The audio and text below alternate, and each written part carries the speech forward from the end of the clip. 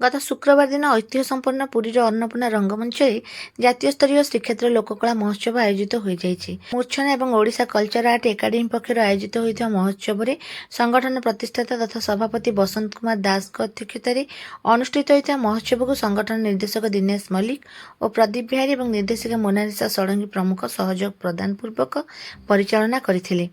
उत्सव में मुख्य अतिथि भाव योगदान करथिले विशिष्ट ऐतिहासिक तथा गवेषक डॉक्टर अनिल धीर, ओडिशा भागवत टुंगी प्रचार समितिर अध्यक्ष पूज्य नंगुली बाबा समेत राज्यर बहु विशिष्ट व्यक्ति महोत्सव में सम्मानित अतिथि भाव योगदान करथिले।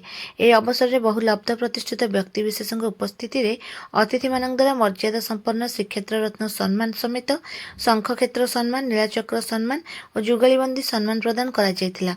चलित वर्ष श्रीक्षेत्र रत्न सम्मान रे सम्मानित होइथिले राउरकेलार प्रख्यात युवकवि तथा अंतर्जातीय मानवाधिकार बाहिनी अध्यक्ष विश्वजीत मल्लिक।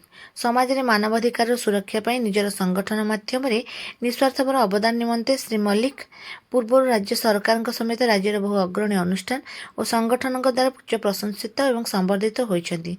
दृष्टि परिवार पक्षर आम श्रीक्षेत्र रत्न श्री मल्लिक उत्तरोत्तर उन्नति कामना करुछु। अपने